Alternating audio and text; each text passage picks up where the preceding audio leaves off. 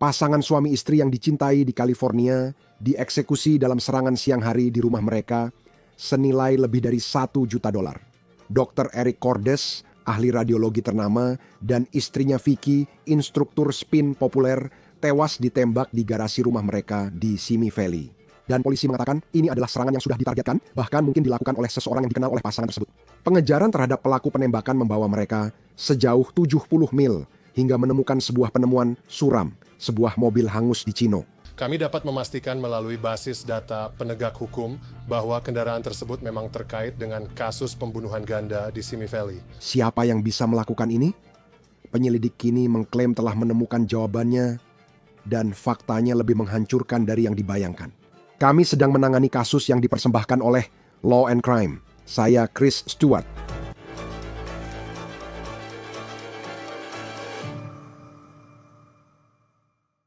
Kami sedang mengikuti kasus yang mengejutkan dan tragis dari California Selatan yang telah membuat sebuah komunitas yang tenang terguncang. Penyelidik mengejar misteri yang melibatkan dua wilayah. Semua ini bermula Minggu 1 Desember sekitar tengah hari di lingkungan tenang Simi Valley di Jalan Buntu, Hawksville Place. Sepasang suami istri disergap di garasi rumah mereka senilai $1,3 juta menurut polisi. Seorang tetangga saat memasuki jalan masuk rumahnya sendiri melihat sesuatu yang sangat salah dan menelpon 911. Petugas pertama menemukan pasangan berusia 60-an telah ditembak beberapa kali.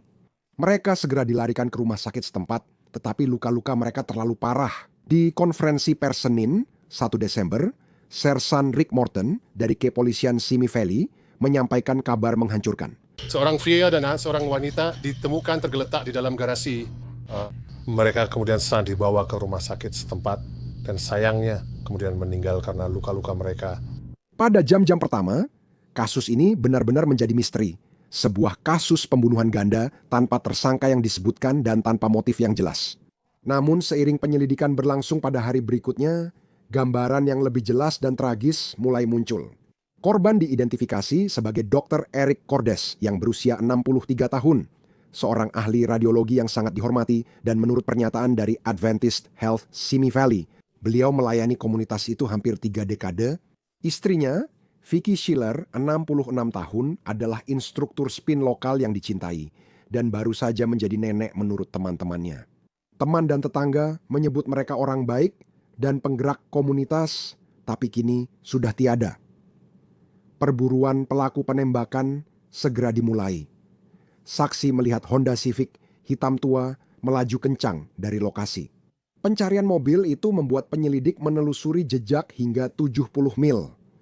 Beberapa jam kemudian, sekitar pukul 2.30 atau 3 sore, polisi di Chino, California, menanggapi laporan kebakaran mobil di taman. Sebuah kendaraan hangus terbakar api. Usai api padam, ditemukan hal mengerikan di dalamnya. Sersan Morton menjelaskan temuan mereka. Honda hitam model lama Honda Civic dilaporkan kemungkinan berada di kota Chino. Kami mengirim beberapa penyidik ke lokasi itu. Kendaraan tersebut terbakar habis dan orang yang ditemukan di dekat kendaraan itu juga mengalami luka bakar. Detektif Simi Valley yang menyelidiki Honda hilang itu memeriksa data kendaraan terbakar tersebut dan mereka mendapatkan kecocokan yang penting. Berdasarkan data penegak hukum, kendaraan itu terkait kasus pembunuhan ganda di Simi Valley. Mobil yang terbakar di Chino adalah mobil yang sama yang terlihat kabur dari lokasi pembunuhan. Sebuah pistol juga ditemukan di dekat lokasi Chino, tetapi hal ini menciptakan hambatan besar bagi penyelidikan. Kondisi tempat kejadian perkara menyulitkan identifikasi orang yang ditemukan, kata Sersan Morton. Inilah alasan mereka belum menyebutkan tersangka. Iya, tapi kami tidak dapat memastikan siapa tersangkanya karena kondisi subjek yang ditemukan di Chino. Kami sudah mendengar spekulasi bahwa itu adalah anak tiri. Kami sudah mendengar spekulasi, tapi belum memberi informasi soal subjek tersebut. Kami tidak ingin salah mengidentifikasi seseorang. Jadi kami menunggu sampai mendapatkan konfirmasi dari pemeriksa medis untuk mengetahui siapa yang ada di dalam kendaraan itu. Pada saat konferensi pers itu, para penyelidik masih menunggu identifikasi resmi dari pemeriksa medis Kabupaten San Bernardino. Namun sejak awal, Polisi sudah jelas mengenai satu fakta penting dalam kasus ini, yaitu bahwa ini bukan tindakan kekerasan secara acak. Apakah saat ini ada indikasi tersangka mengenal korban? Ya kita kami sampai percaya bahwa para korban menjadi target. Kami tidak percaya mereka adalah korban secara acak. Dan fakta itu langsung mengarah ke pertanyaan utama yang menghantui kasus ini. Jika Dr. Cordis dan Vicky Schiller menjadi target, siapa yang ingin mereka mati? Tetangga mengatakan pada wartawan bahwa mereka melihat pria yang diyakini anak tiri pasangan itu di rumah kejadian. Awalnya polisi tidak mengonfirmasi identitas secara publik, namun spekulasi makin kuat. Usai pembunuhan, teman Vicky Schiller mengunggah foto sebagai penghormatan. Tapi kemudian, jika Anda melihat di kolom komentar di bawah unggahan publik itu, beberapa orang yang tampaknya adalah teman dan warga setempat mulai langsung menuding.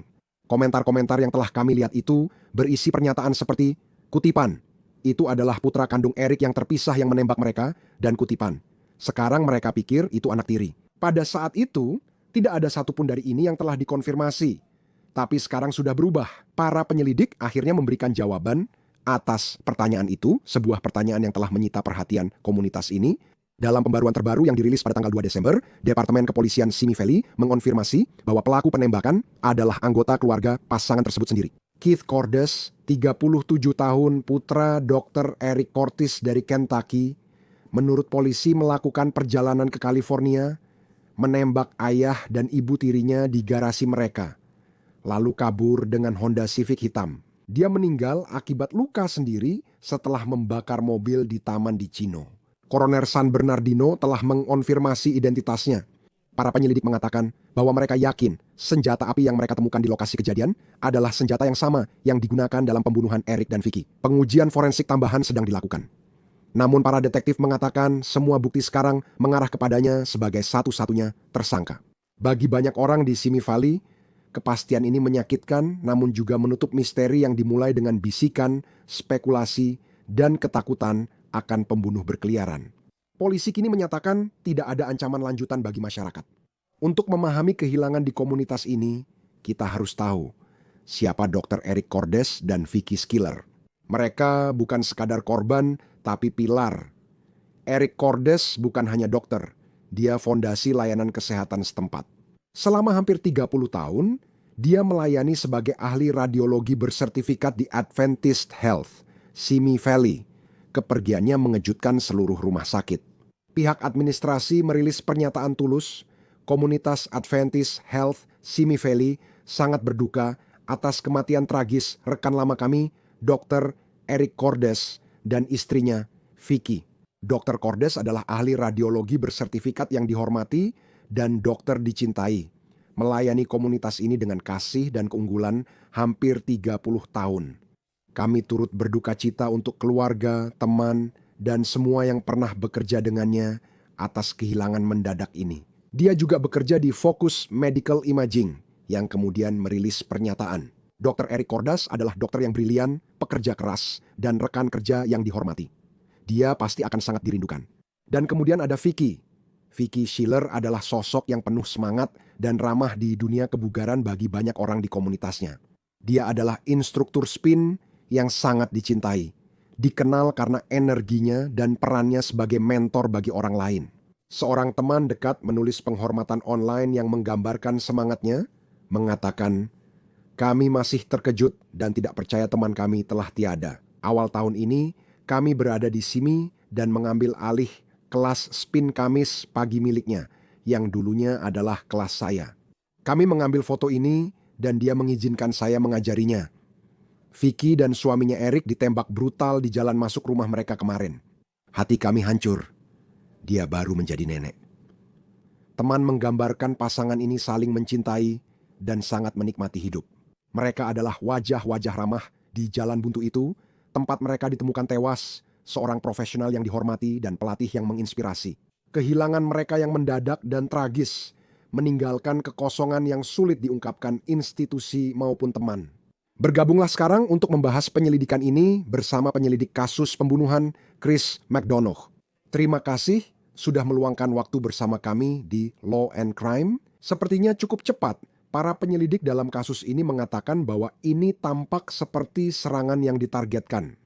Bagaimana biasanya Anda mengetahui bahwa sesuatu adalah serangan yang ditargetkan dibandingkan dengan serangan acak? Kamu tahu, itu pertanyaan yang sangat bagus, Chris. Karena biasanya ketika ada suami dan istri di garasi mereka yang telah dibunuh seperti ini, kamu tahu kesan awalmu saat menuju ke kejahatan seperti ini biasanya adalah masalah rumah tangga, kamu tahu, dan salah satu dari mereka kamu tahu saling membunuh, kan?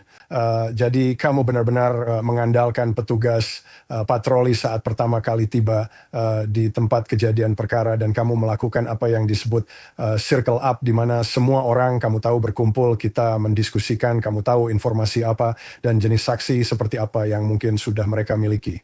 Dan saya berasumsi itulah yang mungkin terjadi di sini. Mereka punya beberapa tetangga dan semacamnya yang keluar dan berkata, "Hey, kami melihat jenis penembak tertentu." Ketika Anda menerima panggilan seperti ini, kejahatan di komunitas manapun merupakan masalah besar. Tapi sepertinya di lingkungan cul-de-sac ini, pembunuhan ganda bukanlah sesuatu yang sering terjadi. Apa yang terlintas di pikiran Anda saat menerima panggilan tentang kejadian ini? Hal pertama yang Anda cari di kasus ini adalah saat tiba di garasi, terdapat suami istri yang sudah meninggal. Nah, salah satu hal pertama yang ingin Anda lakukan adalah mulai memikirkan siapa saja yang termasuk dalam lingkaran pengaruh yang mungkin berhubungan dengan keluarga ini, ya suami dan istri tersebut. Dari situ Anda mulai memikirkan pola hidup apa yang Anda dan siapa saja yang ada di sekitar mereka. Dan Anda melakukan itu melalui apa yang Anda sebut sebagai kontinum risiko korban. Artinya bayangkan saja sebuah kontinum berbentuk L. Di sisi ini tertulis lingkungan, situasi, keadaan. Di bagian bawahnya tertulis risiko rendah, sedang, tinggi. Ya, dan jika segala sesuatu di lingkungan, situasi, keadaan memberitahu Anda bahwa itu adalah jenis risiko rendah, Anda tahu penempatan pada kontinum risiko korban itu, maka ada kemungkinan lebih tinggi bahwa itu adalah serangan yang ditargetkan. Dalam kasus ini, itu adalah salah satu standar yang kaki Anda mulai. Dan menurut polisi, Dr. Eric Cordes itu adalah putranya yang sekarang telah meninggal, yang diyakini sebagai tersangka dalam kasus ini. Dan tampaknya kita benar-benar tidak tahu banyak tentang motifnya. Ada beberapa rumor bahwa mereka memiliki hubungan yang renggang. Dia tinggal di Kentucky. Tapi saya masih ingat saat sampai di tempat kejadian perkara, dan bahkan jika ada tanda-tanda yang menunjukkan hal itu, diyakini bahwa ini mungkin adalah serangan yang ditargetkan. Maksud saya, berapa banyak waktu yang Anda miliki untuk membuat penentuan itu? Pada saat yang sama, Anda tahu, meski kemungkinannya kecil, tetap ada kemungkinan itu serangan acak. Dan kemudian Anda bisa saja membuat masyarakat benar-benar khawatir tentang seseorang yang masih berkeliaran. Ya, itu juga pertanyaan yang bagus. Jadi biasanya Anda punya waktu sekitar 3 jam pertama untuk mengambil keputusan itu, benar?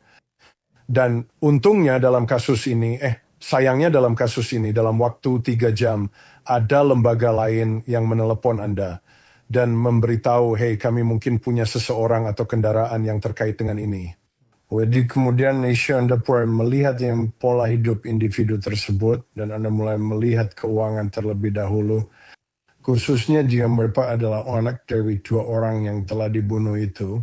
Mereka akhirnya menemukan kendaraan ini di Chino, California, sekitar 70 mil utara lokasi kejadian, tampaknya di sebuah taman. Kamu tahu, ini mengerikan, tapi sepertinya tersangka bunuh diri dengan membakar mobil. Jadi, kamu tahu, bagian mengerikannya adalah, itu bukanlah jasad yang mudah dikenali secara kasat mata mungkin, dan kamu harus mengandalkan DNA untuk bisa mengidentifikasinya. Bagaimana caramu mencari tahu siapa orang itu? Dan juga melakukannya dengan cukup cepat, untuk memastikan ini orang yang kamu yakini bertanggung jawab. Ya, jadi ada 2 hal. Pertama, jika kamu punya catatan gigi, kamu bisa melakukannya hampir seketika dengan ahli odontologi forensik. Lalu yang kedua, tentu saja seperti yang baru saja kamu sebutkan, jika kamu mendapatkan sampel darah, kamu bisa mulai memprosesnya melalui DNA. Dan ada tes DNA cepat yang disebut ANDE. Dan apa yang dilakukan mesin ini adalah dalam waktu 4 jam, dan biasanya kantor pemeriksa medis memiliki mesin-mesin ini. Dan ini bisa membakai kabar dasar, apakah ini ada kaitannya dengan tempat kejadian perkara pembunuhan atau tidak. Kamu tahu, ada rumor bahwa hubungan antara Dr. Cordis dan putranya, Keith, adalah hubungan yang renggang. Dan terungkap bahwa dia diduga membawa putranya dari Kentucky atau melakukan perjalanan dengan cara tertentu dari Kentucky ke California Selatan untuk melakukan pembunuhan ini. Apa yang paling menonjol menurutmu? Maksudku, karena itu tampak seperti komitmen yang luar biasa untuk melakukan perjalanan sejauh itu untuk melakukan hal ini. Hal pertama yang langsung saya perhatikan adalah niatnya. Dan maksud saya ini seperti yang kamu bilang, Wisha, melakukan perjalanan, kamu tahu, melintasi negara hampir 3.000 mil ke California Selatan. Dan kemudian muncul pada hari Minggu siang sekitar jam 12, kamu tahu, di garasi ayahmu. Itu menunjukkan bahwa orang ini benar-benar sangat bertekad untuk, kamu tahu, melakukan kejahatan tertentu ini. Jadi sekali lagi pada titik itu, kamu ingin mulai mencari tahu apa motivasinya, apa yang benar-benar mendorong dia sampai ke titik itu. Dan tentu saja itu akan melibatkan percakapan dan wawancara dengan orang-orang di sekitarnya. Karena bagian lainnya juga adalah apa yang dia lakukan setelahnya. Kamu tahu, ini bukan seseorang yang melarikan diri ke Meksiko dengan uang atau barang pusaka keluarga yang mungkin dia ambil dari rumah. Seseorang pergi ke taman dengan cara tragis dan mengakhiri hidupnya sendiri, menurut polisi. Menurutmu, apa yang bisa dikatakan tentang kondisi pikiran orang ini? Kita belum tahu motifnya, tapi bagaimana hal itu memengaruhi cerita yang sedang dibuat tentang kejadian ini? Ya, maksud saya itu memang membuat kita berhenti dan berpikir kan, jika kau melakukan kejahatan itu akan melonceng banyak pelaku mereka tidak menyadari bahwa setelah mereka melakukan kejahatan yang dalam pikiran mereka sudah merencanakannya, mereka sudah sampai di tujuan, mereka sudah melakukan kejahatan itu, tapi mereka tidak menyadari bahwa ada masalah kedua di sini. Kamu tahu, dan itu adalah, ya ampun, aku baru saja membunuh 2 orang. Dan kemudian rasa bersalah itu mulai muncul. Dan terkadang aspek emosional dari, kamu tahu, apa yang baru saja terjadi itu sangat berat bagi mereka.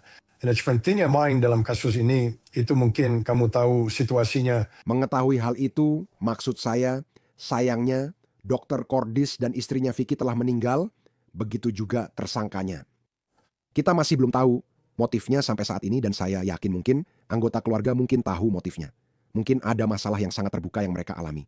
Ini bukan soal siapa pelakunya atau pengejaran lagi.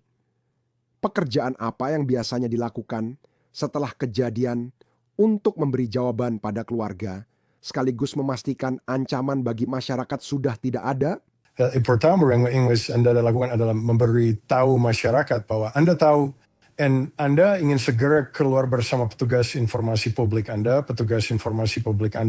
dan memberitahu masyarakat bahwa ini adalah situasi yang sudah terkendali. Dan ada Dan Wayham ingin mendalam dengan mungkin mantan istrinya dan pemuda itu, jika dia mengakhiri hidupnya bersama ibunya, jika dia tersedia atau saudara-saudaranya, dan mencoba memahami apa yang sebenarnya terjadi, yang mungkin bisa memberi kita wawasan tentang apa yang mendorongnya sampai ke titik ini. Bagian lain dari ini, dan banyak dari cerita-cerita ini berkaitan dengan kasus pembunuhan. Itu yang memang saya suka bicarakan dengan orang-orang yang bekerja di penegakan hukum. Karena seringkali di dunia kejahatan nyata, kita fokus pada sedikit hal teknis tentang bagaimana Anda mencari tahu bagaimana sebuah kasus berjalan ke depan. Tapi juga ada seorang detektif yang harus menelepon anggota keluarga. Anda tahu, saya tahu bahwa Vicky Schiller, menurut seorang teman, dia baru saja menjadi seorang nenek, dan jadi tidak ada yang menduga bahwa ini akan terjadi. Dan Anda harus menjadi orang yang menyampaikan kabar itu dan juga menjawab beberapa pertanyaan sulit. Bagaimana Anda melakukannya, dengan keluarga untuk menelepon dan menjelaskan apa yang terjadi? Anda tahu itu salah satu hal tersulit saat bekerja di bagian pembunuhan. Dan Dana sudah melakukannya berkali-kali. Biasanya, dan dalam situasi khusus ini Anda tahu orang-orang perlu diberitahu. Ada 2 kantor pemeriksa medis yang terlibat, satu di San Bernardino, satu lagi di Ventura County. Jadi Anda akan memiliki penyidik koroner yang menghubungi, Anda tahu, anggota keluarga yang masih hidup. Jadi mereka akan mendapatkannya 2 kali, bukan? Maksud saya dalam satu untuk anak laki-laki, satu lagi untuk ayah dan istrinya. Biasanya abang akan ada pergi bersama penyidik koroner jika mereka tersedia. Dan Anda hanya perlu menekan bel pintu itu, dan dari pengalaman saya Anda harus melakukannya dengan lembut dan seperti yang Anda tahu sebermartabat mungkin. Ya, Anda harus segera memberitahu mereka, saya minta maaf tapi anggota keluarga Anda telah meninggal. Setelah memperkenalkan diri Anda dan memastikan bahwa mereka memang keluarga terdekat. Anda juga melihat apa yang kita ketahui sekarang. Dr. Cordis, ahli radiologi yang sangat dihormati. Istrinya adalah seorang instruktur spin yang sangat dicintai. Banyak orang juga berduka atas kehilangannya. Dan tampaknya, dari narasi yang disampaikan oleh penegak hukum, putranya melakukan perjalanan dari Kentucky ke California Selatan, mengambil nyawa ayahnya dan ibu tirinya. Saya tidak yakin apa hubungannya dengan Vicky, tapi secara hukum dia adalah ibu tirinya. Lalu kemudian mengakhiri hidupnya sendiri. Tampaknya ada awal, tengah, dan akhir dari kejadian tersebut. Tapi di saat yang sama, bagaimana Anda bisa tahu dengan pasti bahwa dia bertindak sendiri dan tidak ada bantuan dari orang lain? Atau mungkin ada orang lain yang terlibat dengan apa yang terjadi? Ya, semoga saja mereka menemukan semacam senjata atau sesuatu yang berkaitan di dalam kendaraan yang hangus itu. Dan jika memang begitu, dari situ mereka bisa melakukan uji balistik dan mencoba menghubungkan senjata itu dengan selongsong peluru atau barang bukti lain yang mungkin tertinggal di lokasi kejadian. Dan jika memang jawaban yang pasti, maka setidaknya kamu tahu ada satu penembak.